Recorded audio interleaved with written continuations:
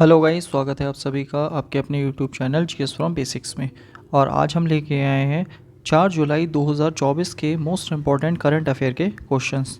तो चलिए गाइस शुरू करते हैं आज की वीडियो। तो आज का पहला क्वेश्चन पहला है, हाल ही में न्यू स्पेस इंडिया लिमिटेड ने स्पेस मैत्री मिशन के तहत किस देश के ऑप्टिमस उपग्रह को लॉन्च करने की घोषणा की है।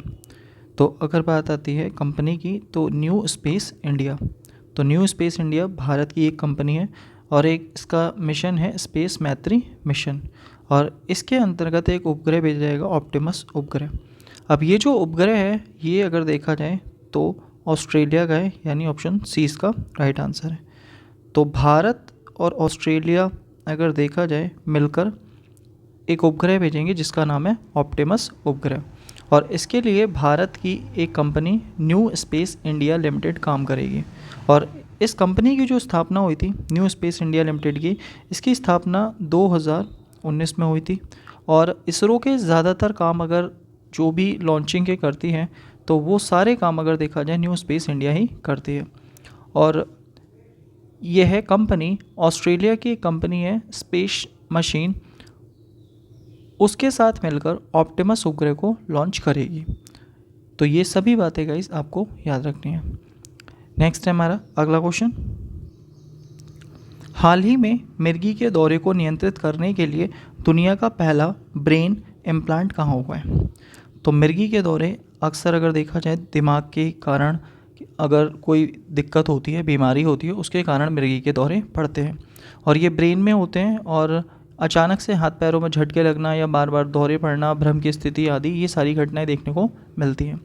अब इसी के इलाज के लिए, इसका इलाज अभी तक संभव नहीं है, लेकिन अगर बात आती है इसके लिए इलाज, पहली बार ब्रेन इम्प्लांट हुआ है। तो ये ब्रेन इम्प्लांट दुनिया का पहला ब्रेन इम्प्लांट है जो कि यूके में हुआ है, यानी ऑप्शन ए इसका राइट आंसर है। और यूके में भी अगर देखा जाए इंग्लैंड में इसका ब्रेन इम्प्लांट हुआ है। और अगर बात करें कि जो विश्व का पहला व्यक्ति बन गया है जिसके ये ब्रेन इम्प्लांट हुआ है, उसका नाम भी आपको याद रखना है विश्व के पहले व्यक्ति का। तो उसका नाम है ओरान नेलान। तो ये नाम भी इम्पोर्टेंट है, ये नाम भी आपको याद रखना है, ओरान नेलान। ये विश्व का ऐसा पहला व्यक्ति है जिसका ब्रेन इम्प्लांट हुआ है। और इसके ब्रेन में अगर देखा जाए एक चिप डाली गई है, उसका नाम भी आपको याद रखना है DBS। और DBS का मतलब अगर देखा जाए, DBS डिवाइस इसको बोलते हैं, तो इसका पूरा नाम है डीप ब्रेन स्टिमुलेशन डिवाइस। तो डीप ब्रेन स्टिमुलेशन डिवाइस अगर देखा जाए, इस डिवाइस का पूरा नाम है, जिसे DBS डिवाइस भी बोलते हैं, जिसे मिर्गी के दौरे के इलाज के लिए ब्रेन में इम्प्लांट की है। और इम्प्लांट कहाँ हुआ है, यूके यानी इंग्लैंड में। और विश्व का पहला व्यक्ति जो बना है वो बना है ओरेन नेलन। तो ये बातें आपको याद रखनी है। नेक्स्ट है हमारा अगला क्वेश्चन, हाल ही में यूरोपीय परिषद का अध्यक्ष कौन बना है। तो ये है यूरोपीय परिषद, यानी अगर देखा जाए यूरोपीय काउंसिल की बात चल रही है। हमारी यूरोपीय यूनियन अलग है, यूरोपीय काउंसिल अलग है। तो यूरोपीय काउंसिल अगर देखा जाए, इसका जो अध्यक्ष बना है वो बना है हंगरी, यानी ऑप्शन बी इसका हमारा राइट आंसर है। और ये जो हंगरी बना रहेगा, तो लगभग अगर देखा जाए इसका जो कार्यकाल रहेगा वो 6 माह का कार्यकाल रहेगा। और 6 माह का ये शुरू होता है हमारा, अगर देखा जाए कार्यकाल इसका जुलाई 2024 से, और हमारे 6 महीने शुरू हो जाएंगे दिसंबर 2024 तक। तो 6 महीने का कार्यकाल रहेगा।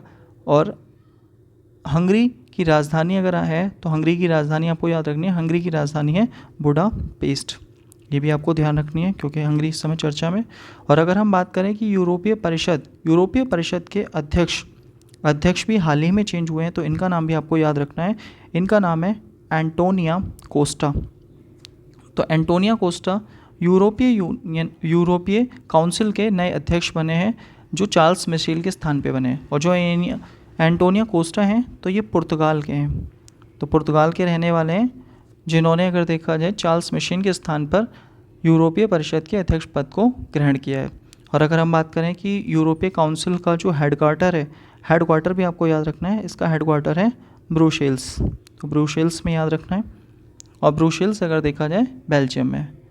और अभी हाल ही में हंगरी के राष्ट्रपति भी नए बने हैं जिनका नाम है तमस सुलियोक।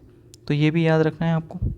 और इसके अलावा अगर हम बात करें कि यूरोपीय काउंसिल की जो स्थापना हुई थी 2009 की लिस्बन की संधि थी, और उस संधि के माध्यम से इसे एक औपचारिक संगठन का मान्यता दी गई। तो ये सभी बातें आपको ध्यान रखनी है। नेक्स्ट है हमारा अगला क्वेश्चन। हाल ही में भारतीय सेना ने संयुक्त सैन्य अभ्यास मैत्री किसके साथ प्रारंभ किया है? तो यहाँ पर संयुक्त सैन्य अभ्यास है, तो संयुक्त सैन्य अभ्यास मैत्री की बात कर रहे हैं। तो भारतीय सेना ने इसको शुरू करा है थाईलैंड के साथ, यानी ऑप्शन सी इसका हमारा राइट आंसर है। तो मैत्री अगर देखा जाए तो मैत्री किसके साथ शुरू हुआ है? तो मैत्री हमारा अगर देखा जाए तो ये शुरू हुआ है थाईलैंड। और मैत्री के अलावा एक और आपको याद रखना है, मैत्री तो है ही हमारा, इसके अलावा एक और है हमारा अत्युत्य। तो ये भी अगर देखा जाए तो ये भी थाईलैंड के साथ ही होता है।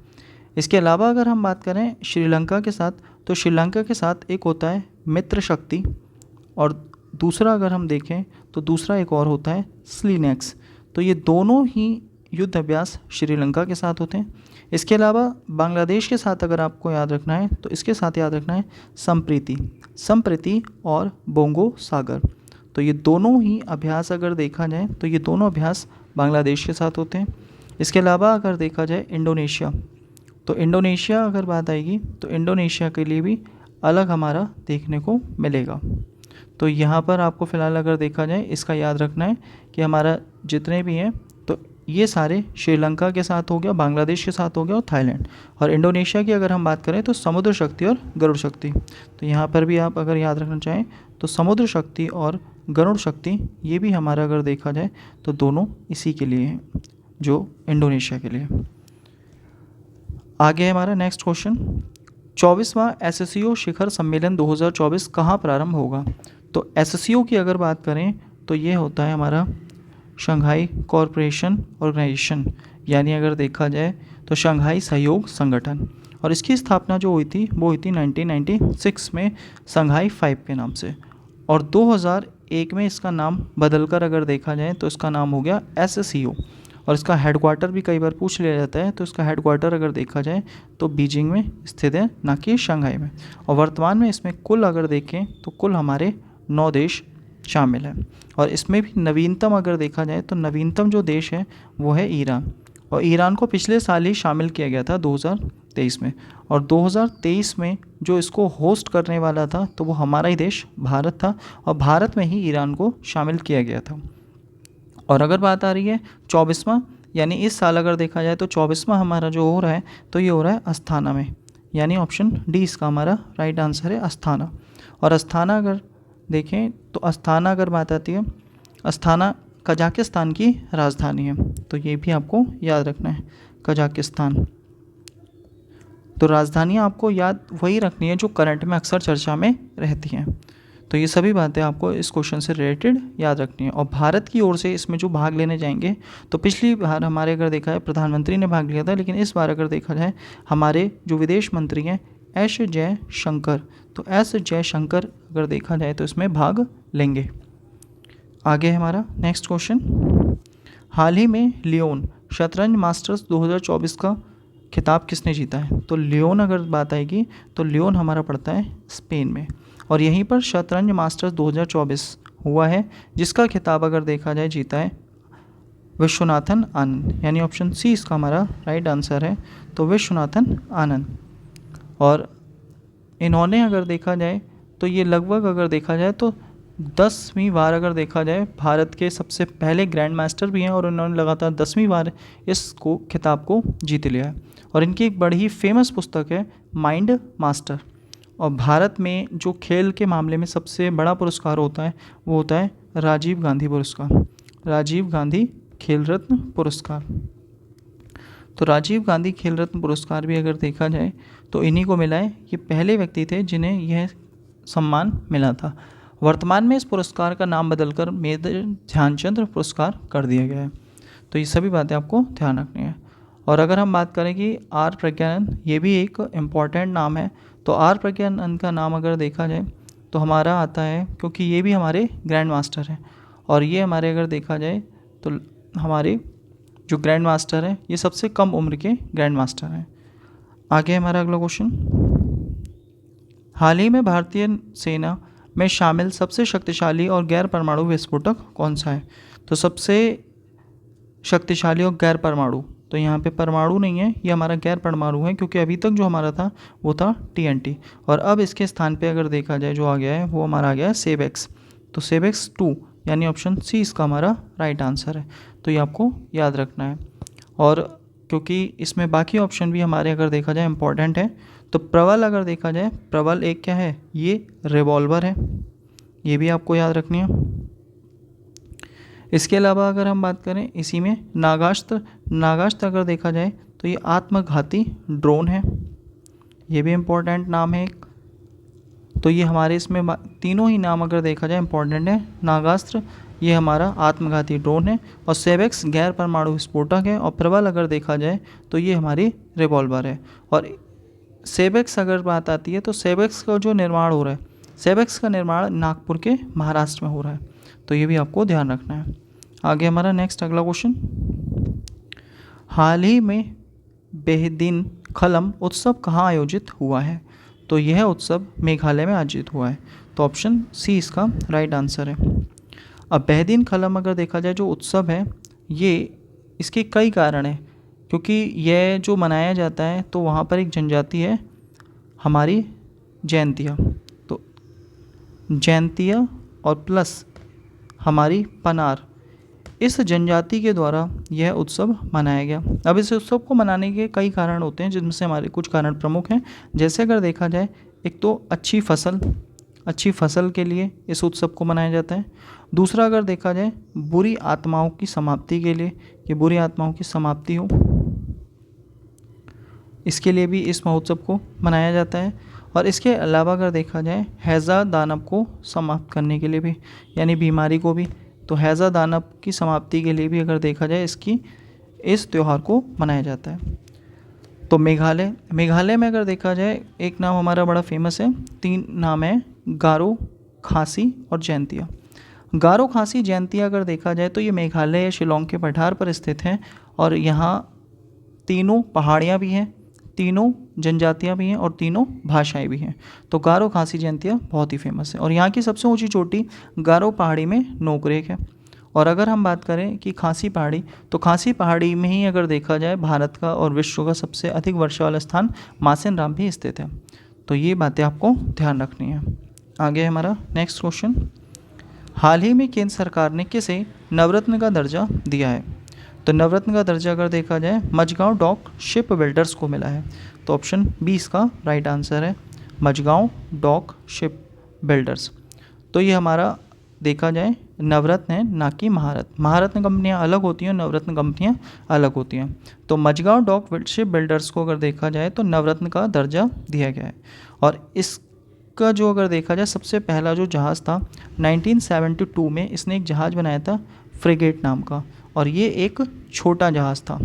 और बाद में अगर देखा जाए इसी जहाज़ का जो नाम हुआ जब ये आर्मी के पास गया, तो इसका नाम हो गया INS नीलगिरी। तो नीलगिरी अगर देखा जाए इसका पुराना नाम फ्रिगेट था।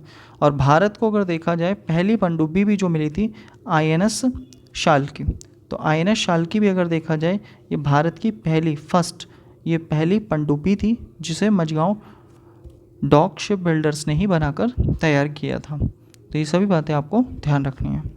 नेक्स्ट है हमारा आज का लास्ट क्वेश्चन, हाल ही में पहले के सरस्वती अम्मा पुरस्कार से किसे सम्मानित किया गया है? तो जो के सरस्वती अम्मा पुरस्कार है ये दिया जाता है केरल राज्य द्वारा, और ये पहली बार दिया जा रहा है, यानी पहले के सरस्वती अम्मा। ये जो महिला थी इन्होंने अगर देखा जाए महिलाओं में समानता, और स्पेशली अगर देखा जाए लैंगिक समानता की बात कही थी। तो लैंगिक समानता के लिए अगर देखा जाए इन्होंने काम किया था, तो इसीलिए ये पुरस्कार भी लैंगिक समानता के लिए दिया जाता है। अब ये पुरस्कार पहली बार मिल रहा है, तो ये पहली बार अगर देखा जाए पी गीता को मिल रहा है, यानी ऑप्शन बी इसका हमारा राइट आंसर है। पी गीता को ये फर्स्ट टाइम मिलेगा। और ये अगर देखा जाए तो ये क्या है, ये एक लेखिका हैं। इसके अलावा अगर हम बात करें डॉक्टर उषा ठाकुर, इन्हें अगर देखा जाए विश्व हिंदी पुरस्कार मिला है हाल ही में, तो इनका नाम भी चर्चा में, विश्व हिंदी पुरस्कार।